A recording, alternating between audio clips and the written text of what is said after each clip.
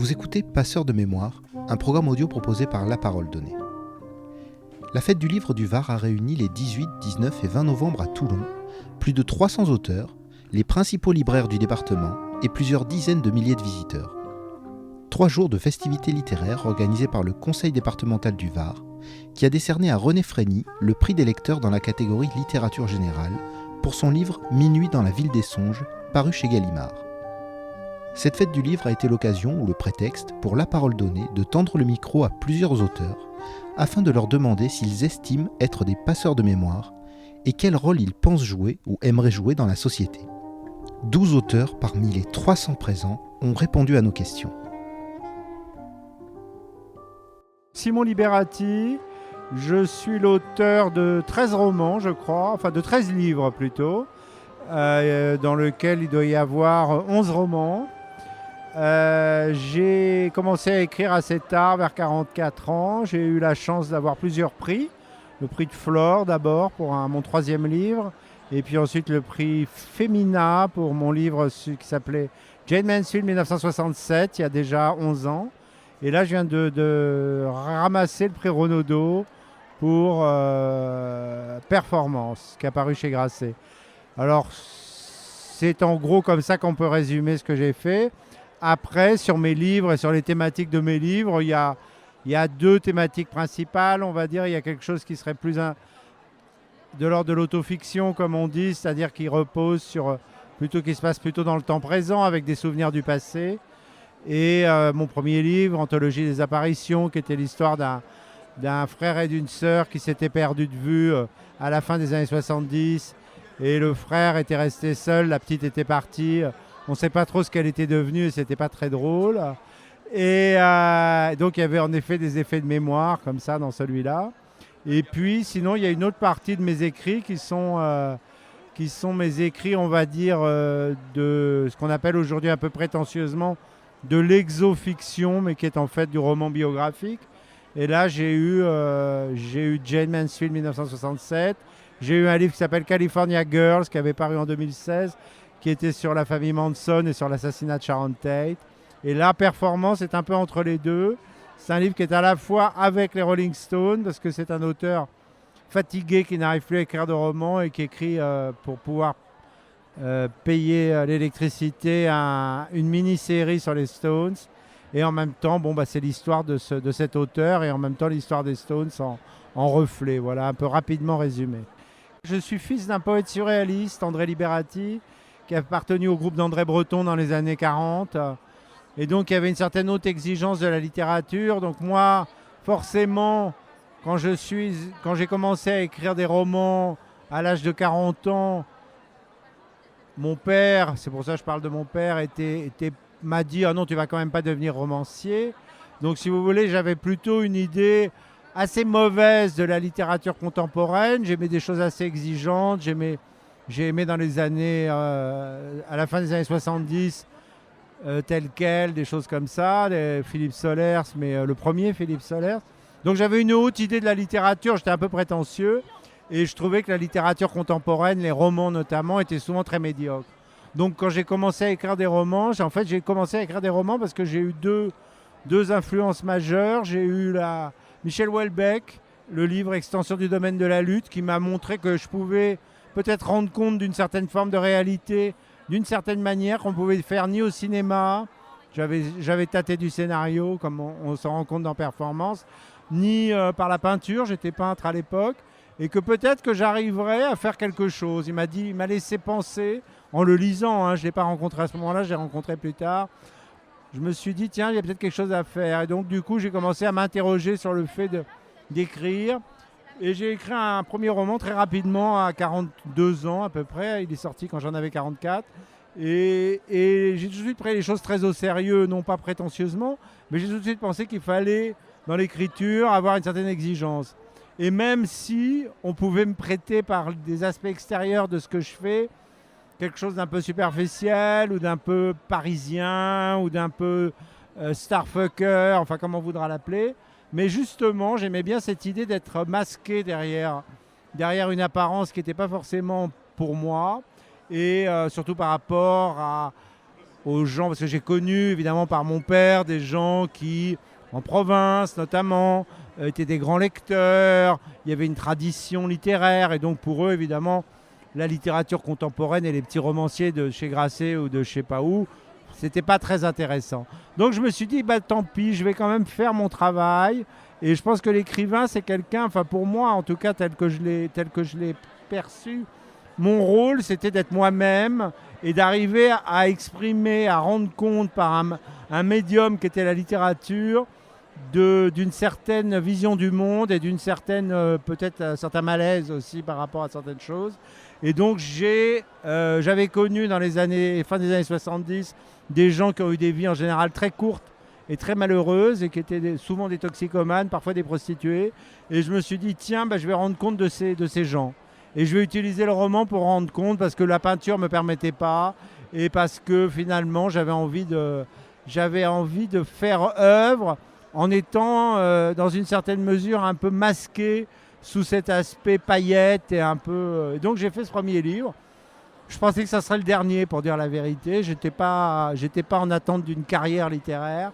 Et j'ai fait ce premier livre et je l'ai lancé. Et puis j'ai su, dès que je l'avais fait, que ça allait être bien, que ça allait m'apporter quelque chose. Parce que je pensais que ça allait avoir beaucoup de succès. Ça n'en a pas eu autant que ce que j'attendais.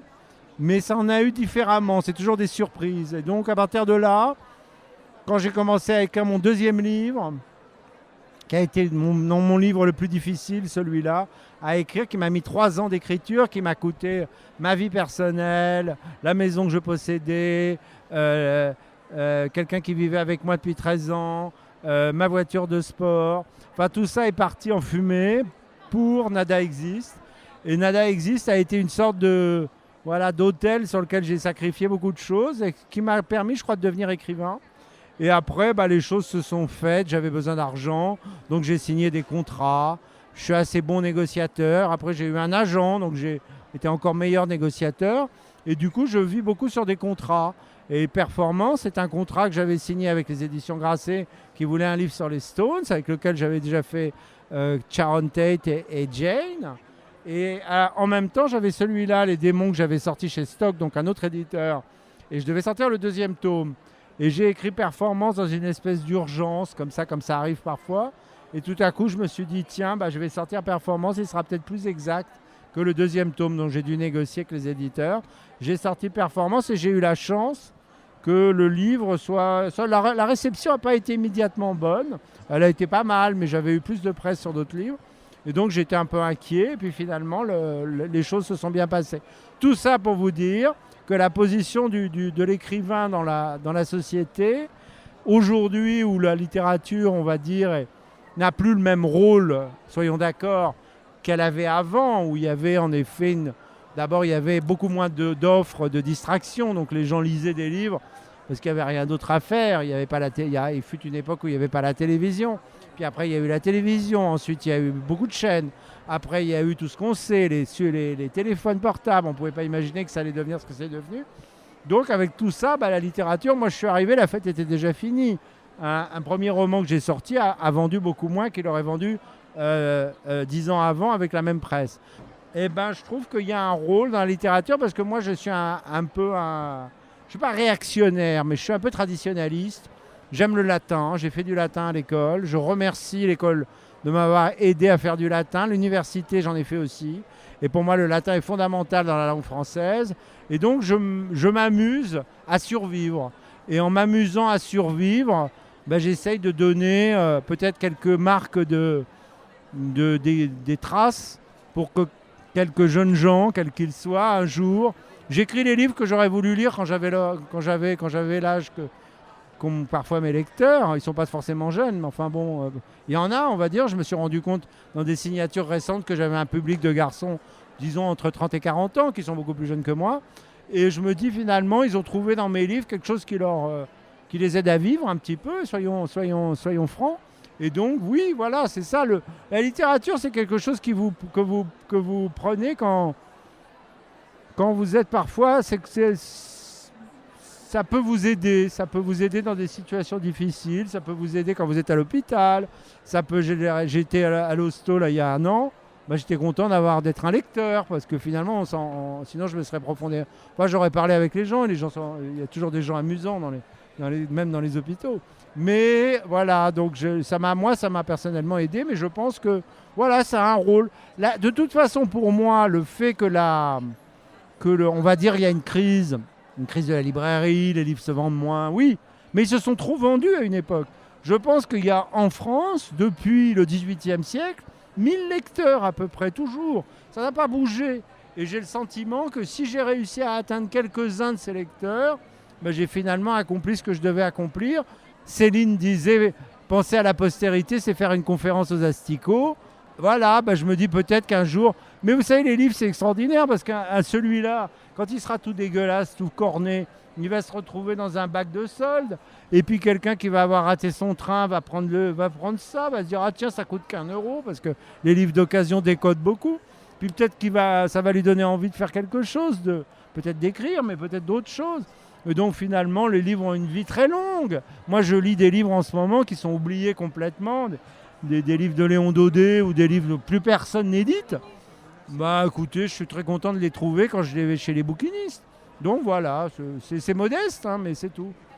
Je suis contre toutes les idées de facilité. Je pense que l'écriture... Moi, quand je lisais un bouquin même d'Alexandre Dumas, à 12 ans, je lisais des bouquins d'Alexandre Dumas. Je ne savais pas de qui Alexandre Dumas parlait. Je ne savais pas qui était Diane de Poitiers. Je ne savais pas qui était, je ne sais pas, dans les 45. Je ne comprenais rien.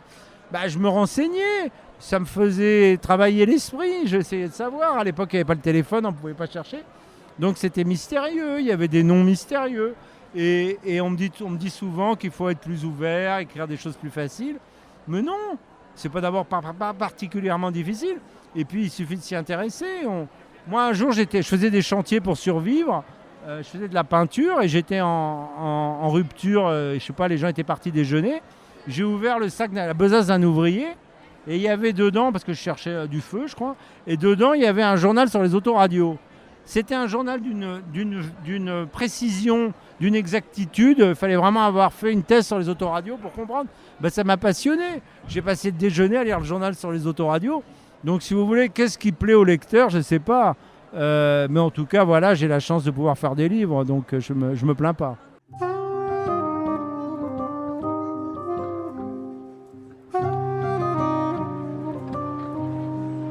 Je suis Irène Frein, je suis écrivain depuis 40 ans maintenant.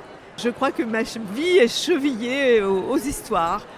L'écrivain n'est qu'un passeur de mémoire parce qu'une histoire, elle est ancrée dans, à moins d'être une histoire de science-fiction, elle est ancrée dans le passé, elle est transmise dans le présent et elle va aboutir plus tard, c'est-à-dire dans l'avenir, sur un support durable qui est le livre, dans les mains d'un lecteur dont l'imagination va travailler dans le blanc du texte et il va ressentir des émotions, etc., qui ne sont pas nécessairement celles que l'écrivain a cru mettre, parce qu'il y a une partie de l'histoire qui appartient au lecteur.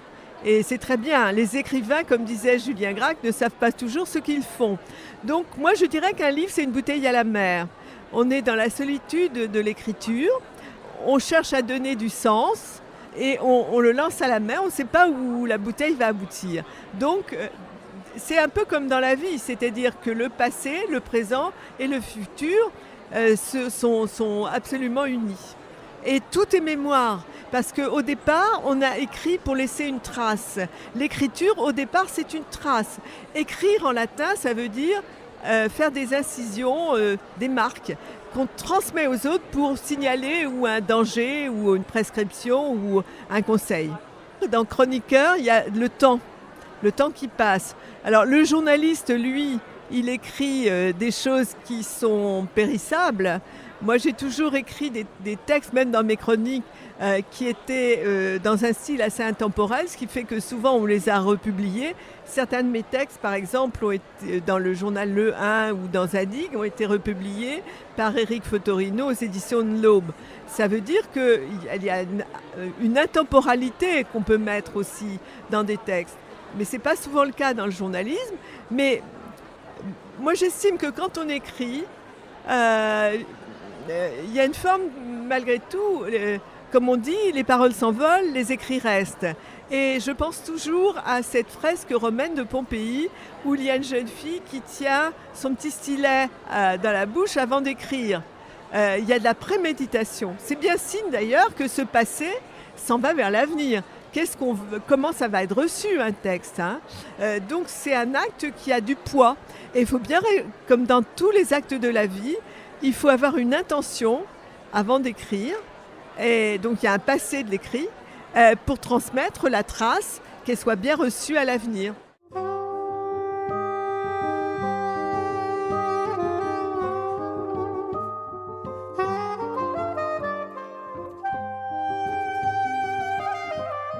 Nicolas Pagnol, je suis, comme mon nom l'indique, le petit-fils de Marcel Pagnol et je gère, pour le compte de la famille, tout le patrimoine artistique, littéraire, théâtral, cinématographique de mon grand-père.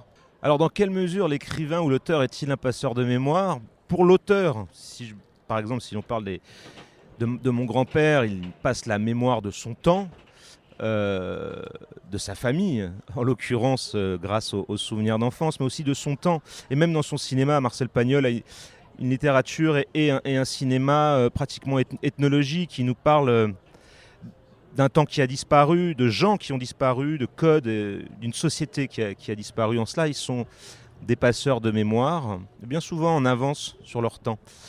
Et en ce qui me concerne, j'ai commis quelques ouvrages sur mon grand-père.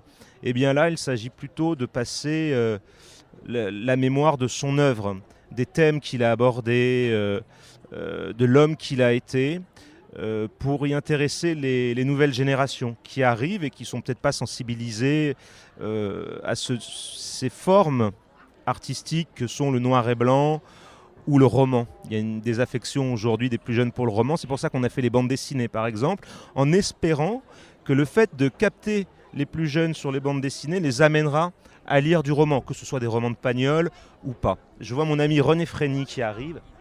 Je l'embrasse en direct. Et René qui est un formidable passeur de mémoire, différent. Lui, c'est plutôt sur la pègre de Marseille. Donc oui, passeur de mémoire.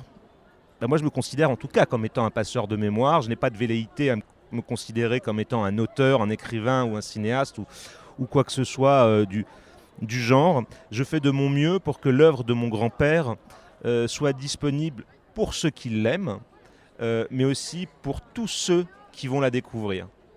Alors bien sûr que l'auteur a une mission, la mission de porter l'air du temps, la mission de critiquer de manière non pas apolitique, mais en tout cas en dehors du monde politique, de critiquer la société dans laquelle il vit. On peut penser par exemple à Victor Hugo, qui est le plus emblématique des écrivains français dans ce style-là.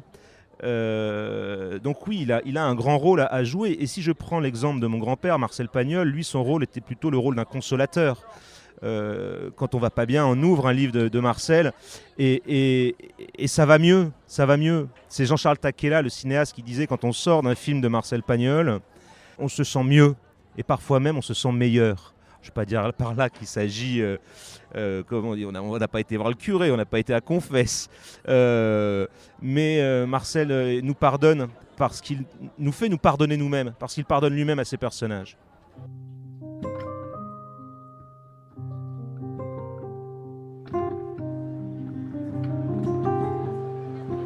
Je me présente, je suis Daniel Picouli, 1m85, 83 kg.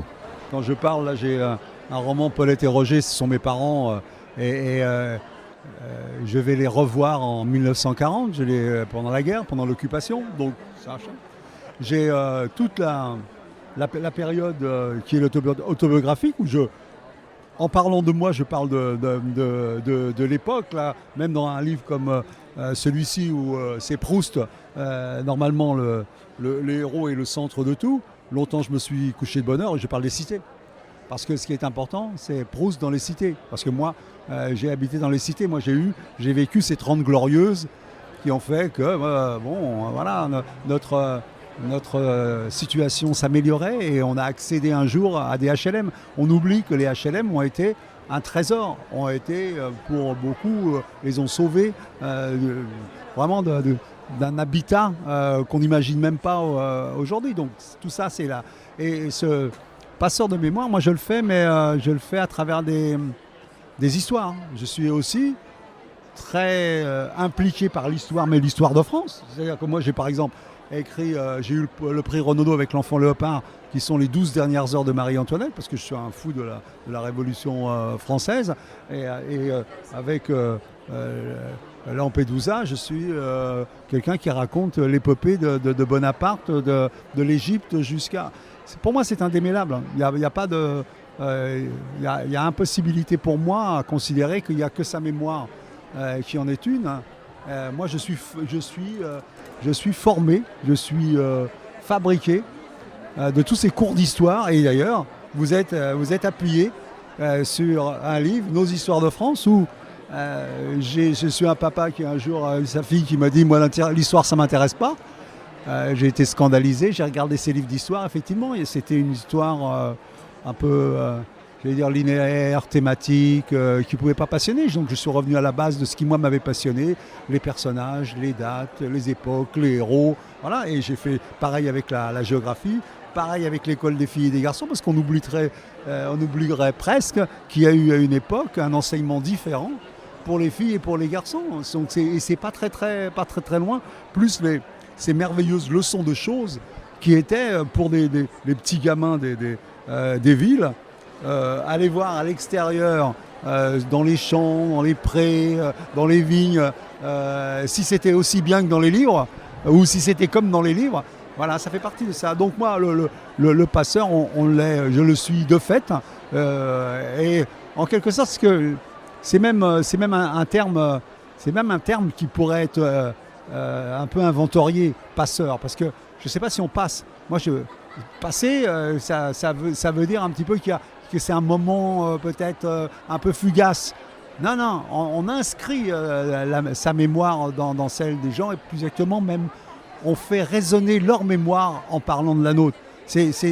Donc, c'est pas simplement un passage, c'est-à-dire le passage, ce serait qu'il y a un maître ou une mémoire supérieure qu'on passerait aux autres. Non, on raconte sa mémoire et elle résonne chez ceux des autres, et eux aussi, tout à coup, se mettre à regarder leur mémoire différemment. Si je parle de l'occupation, quand je parle de ce livre-là, les gens vont me dire. Si je parle des cités, les gens qui ont à peu près mon âge vont me dire. Si je parle des 30 Glorieuses, ils savent ce que ça veut dire. Donc, c'est plutôt de cet ordre-là. C'est une façon de faire résonner, avec sa mémoire, de faire résonner celle des autres. Un rôle, on en a tous un. Le lecteur comme l'écrivain. Les lecteurs se réapproprient les livres des auteurs et en font, non pas ce qu'ils veulent, mais le font résonner dans leur propre histoire et dans les choses qui l'intéressent.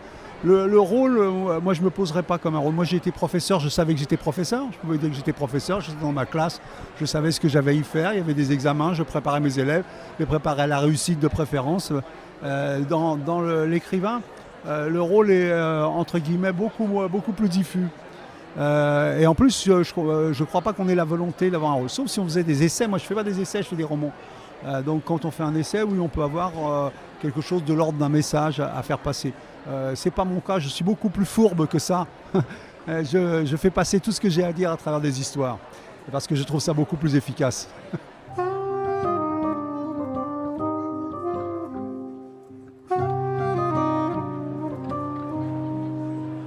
Je m'appelle Emma Becker, j'ai 33 ans et je suis écrivain chez Albin Michel. Je pense que oui, dans une certaine mesure, mon boulot consiste à passer la mémoire, dans le sens où moi j'écris sur des périodes de ma vie qui m'ont marquée, dans lesquelles j'ai senti qu'il se passait des choses riches en enseignements. Et comme j'essaye de décrire la vie d'une femme de la façon la plus exhaustive possible, mes livres essayent de capturer un moment d'une vie de femme. Est-ce que le désir et l'amour a représenté à ce moment-là pour cette femme ? Il y a dans mes bouquins une volonté de garder éternellement vivants des gens qui ne le seront pas toujours, comme par exemple mon grand-père dans le dernier livre ou mon premier amour dans le premier bouquin, parce que je pense que l'écriture, c'est une tentative de ne jamais perdre qui que ce soit, de tout garder vivant. Ça peut aussi être une façon de tuer les gens, mais je pense que c'est une façon de les garder éternellement en vie. C'est ce que j'essaye de faire en tout cas. Oui, d'enfermer pour toujours des petits moments fugaces qui ont été très importants. Est-ce que je pense que mon écriture est utile pour les autres, hein? Écoutez, j'ai la prétention de le penser un petit peu, dans le sens où je crois que la littérature, elle a un rôle, c'est de capturer les expériences humaines et de connecter les lecteurs et les écrivains, et puis tous ces gens-là entre eux, dans une tentative de se sentir moins seul avec tout ce qu'on traverse dans une vie humaine et qui n'est pas toujours facile, qui est finalement une succession de deuils, de déceptions.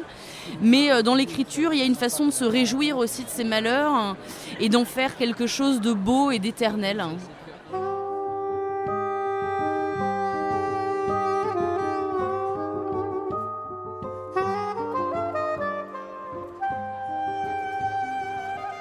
Alain Bougrain-Dubourg, président de la Ligue pour la protection des oiseaux et auteur de nombreux livres avec le dernier en date, le dictionnaire amoureux des oiseaux chez Plomb. Je crois que l'homme a le devoir d'être un passeur de mémoire et peut-être davantage celui qui est en rapport avec les médias parce qu'il ne doit pas écrire en égoïste. Et du reste, ce n'est pas la nature des auteurs en général. Au contraire, son idée première est de partager. Et je crois qu'on doit à la fois laisser des traces, mais inviter à la réflexion d'avenir également. Moi, j'ai beaucoup écrit sur le combat en faveur de la nature, de l'environnement, des animaux. Et c'est d'une certaine manière pour essayer de faire passer un message un peu éthique de respect du vivant dans le futur, mais s'appuyant également sur l'expérience du passé. Donc on est vraiment un relais et quand on achète l'un de mes livres, je sais que là je transmets non pas un ouvrage mais une partie de ma mémoire, oui. Je crois que c'est avant tout la reconnaissance de l'auteur. Alors on pourrait avec... en étant un peu pédant, dire que ça relève de la vocation de l'auteur que de passer la mémoire. En vérité, on est tellement heureux quand un livre est pris. Moi, il y a des moments, j'ai envie de l'acheter pour l'offrir aux gens dont je vois qu'ils n'ont pas toujours les moyens de lire et qu'ils s'attardent et qu'ils sont frustrés de ne pas pouvoir le faire. Donc en fait, non, c'est vraiment une reconnaissance pour l'auteur quand on voit qu'un livre est acheté, non pas par simplement la valeur littéraire, mais parce qu'on va faire passer un message, y compris, me semble-t-il, dans le domaine romanesque. Parce que le roman véhicule également beaucoup de choses. Il fait appel à tous nos sens, à toutes nos émotions. Et donc... Voilà, moi j'ai eu la chance en faisant beaucoup de télévision, de reportages dans le monde, de satisfaire un besoin personnel qui était un rêve d'enfance d'aller courir le monde à la rencontre de l'ours polaire dans le nord, du manchot dans le sud, des lions en Afrique, des pandas en Chine. J'ai fait tout ça, mais ça ne serait pas acceptable pour moi si ça avait été exclusivement égoïste. Et donc j'ai eu le bonheur de pouvoir faire partager tout ce cheminement et je vois qu'aujourd'hui, il y a des vétérinaires, des chercheurs en biologie, des enseignants qui me disent « Regardez votre émission et j'ai voulu faire à ma manière le même cheminement ».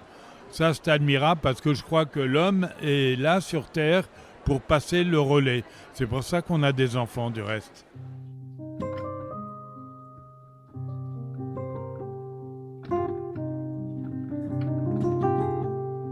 Jean-Claude Bauer, dessinateur de bande dessinée, en particulier de la bande dessinée de Klaus Barbie, La Route du Rat. Si j'ai fait ce bouquin avec Frédéric Brémaud, c'est parce que j'ai couvert il y a 35 ans le procès de Klaus Barbie pour Antenne 2. Ouais, donc oui, je peux me considérer comme un passeur de mémoire, surtout parce que j'ai entendu de nombreux témoignages pendant les 2 mois de procès, et le témoignage de ces victimes qui sont passées par les mains de Barbie et qui ont été particulièrement émouvantes. Ben, depuis qu'on a réalisé cette BD, plus que jamais, je pense que c'est ça. Et on a fait un travail de transmission, et ça moi j'ai pris conscience maintenant, plus maintenant qu'avant, mais c'est ça qui est important. C'est, à travers cet ouvrage, on transmet la mémoire. Voilà, c'est ça. Moi, curieusement, je me suis jamais senti journaliste, mais je l'ai été de fait, puisque je rendais compte à ma manière, par l'image, de ce que j'avais vu et entendu, quoi. Alors, je suis Frédéric Brémaud, je suis scénariste de bande dessinée. Et donc, j'ai écrit cette histoire. Au début, ça devait être une bande dessinée, on va dire, un peu plus technique sur le procès, avec les procédures et tout ce genre de choses. Et puis, en parlant très vite aux gens, aux adultes et aux enfants. Alors, aux enfants, je me suis rendu compte tout de suite que les nazis, Barbie, n'entraient plus dans le panthéon du grand méchant, on va dire, que Ben Laden avait pris la place. Là, les fils de l'histoire sont retendus avec la Russie, parce qu'on sent que c'est quand même une suite de la Seconde Guerre mondiale. Et puis les adultes, en revanche, je trouvais qu'ils avaient l'attitude, la même réponse que lorsqu'on demande s'ils ont lu Carmen. C'est-à-dire, tout le monde sait qui est Carmen, mais on ne sait pas qui a été qui. Donc, on a dit on va faire quelque chose de très didactique, surtout pas romancé, parce que le but c'est pas de faire Klaus Barbie un héros, parce que c'est un salaud extraordinaire dans le sens où il l'a été du début à la fin, jamais repenti, jamais rien. Et voilà, on a dit il faut que cette bande dessinée puisse entrer dans les collèges, qu'on puisse comprendre le processus, comment on devient un criminel de guerre, comment malheureusement on arrive à fuir la justice pendant autant d'années, et puis heureusement, grâce à certaines personnes, dont les époux Klarsfeld bien entendu, comment on se fait rattraper par la justice. Voilà. Donc le but c'était de faire quelque chose de très didactique. Alors c'est très différent des autres bandes dessinées que je fais, mais là voilà, c'était autre chose.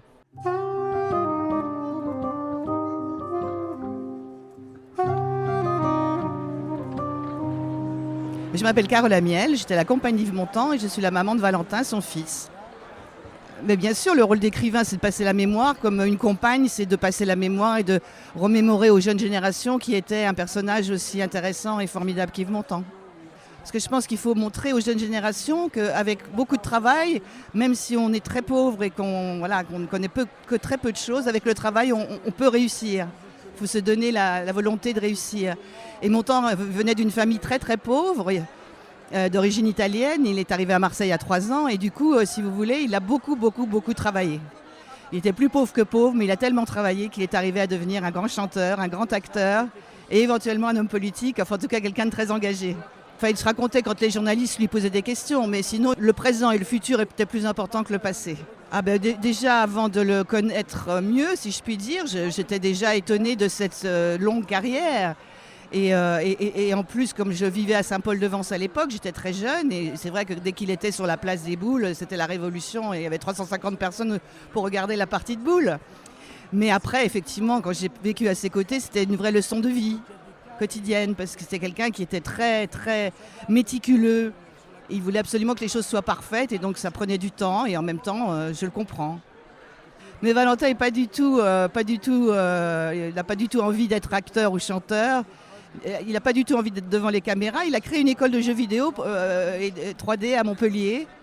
Et ça marche très bien. Alors, on pourra dire que le jeu vidéo ou la 3D, c'est le cousin germain du cinéma. Donc, quelque part, c'est pas tout à fait... Il ne marche pas dans les pas de son père, mais disons qu'il n'est pas très très loin quand même.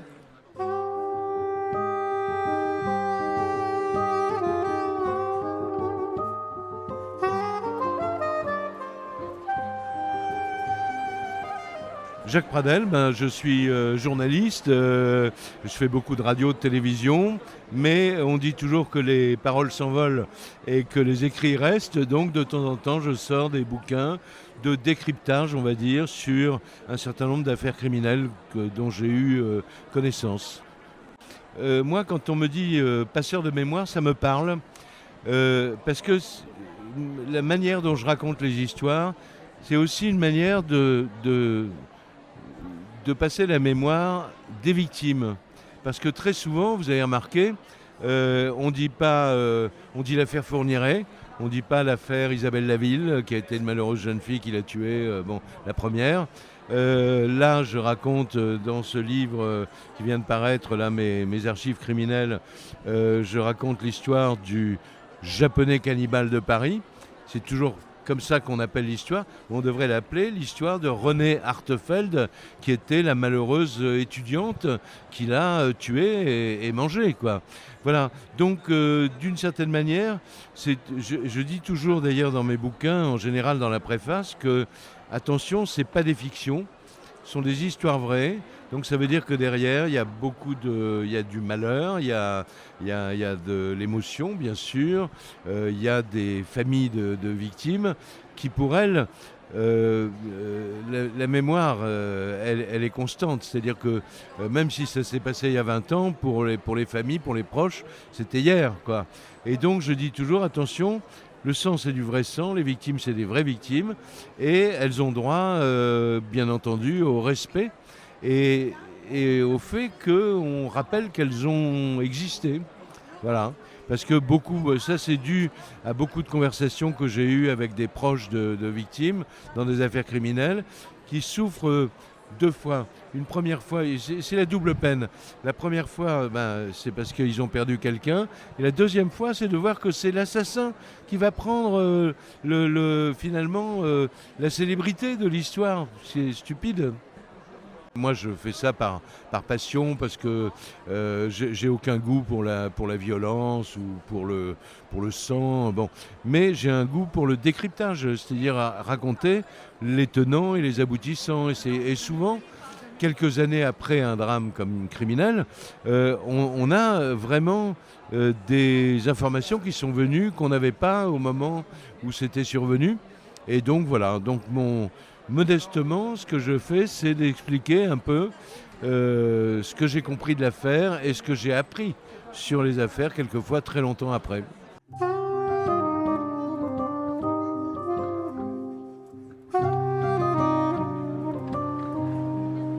Je m'appelle Laurence Vanin, je suis titulaire de la chaire Smart City Philosophie éthique à l'Université Côte d'Azur et je suis passionnée d'écriture depuis une dizaine d'années.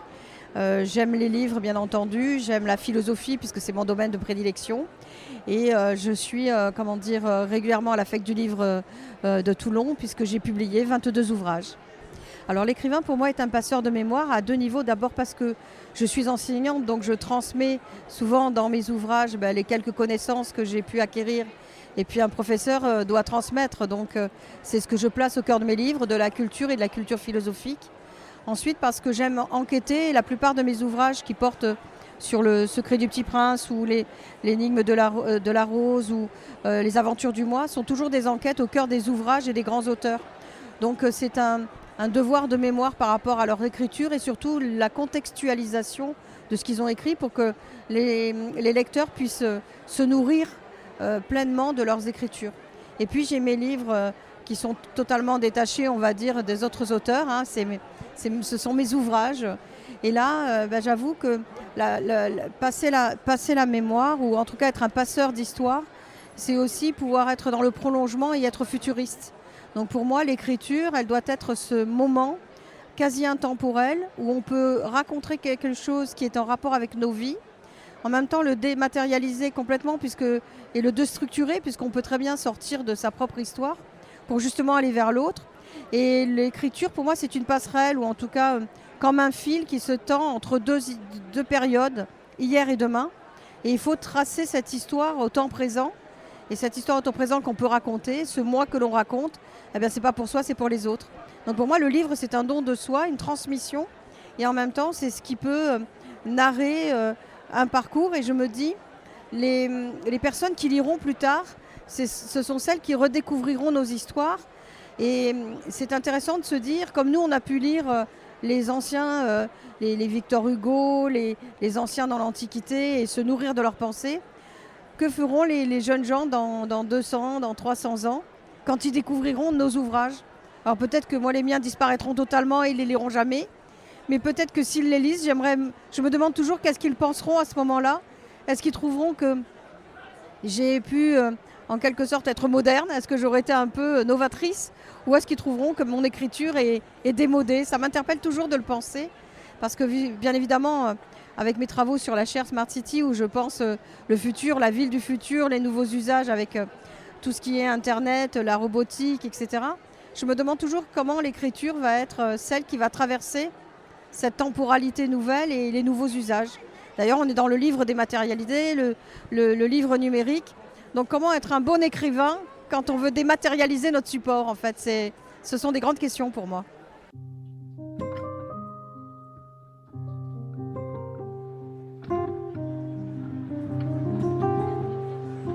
Marek Alter, écrivain, qui est là avec Marianne pour présenter mon dernier livre, La Juive de Shanghai, mon meilleur livre.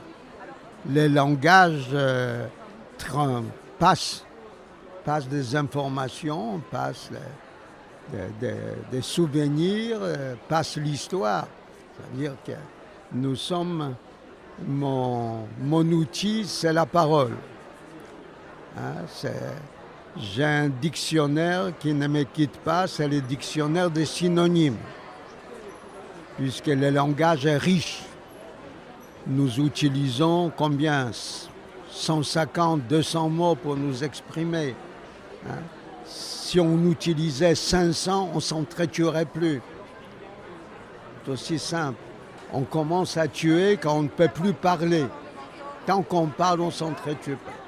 Donc la parole est une chose importante et je suis fier d'utiliser la parole au quotidien et par écrit. Et je partage avec les autres, bien sûr. Toute l'histoire laisse des traces. Toute l'histoire. On ne sait pas toujours. Vous avez lu Victor Hugo, Les Misérables. Oui. Il y a toujours un Gavroche qui se promène dans votre mémoire. Voilà, donc votre sujet est bon. Je ne crois pas qu'on a des missions. Je ne crois pas en mission. Nous ne sommes pas des missionnaires. Ça sont des hommes de Dieu qui veulent propager leur foi. Et là, ils se heurtent à d'autres missionnaires qui propagent une autre foi. Donc, je ne suis pas un missionnaire. Un missionnaire crée des conflits. Je ne suis pas un missionnaire, non. Je suis un homme parmi les hommes qui a vécu et qui laisse des traces. Et ces traces seront suivies par les enfants qui sont à côté de vous, consciemment ou inconsciemment. Merci d'avoir écouté cet épisode de La Parole Donnée. Vous pouvez nous suivre sur notre site et nos réseaux sociaux et nous soutenir via notre page Tipeee. À la semaine prochaine.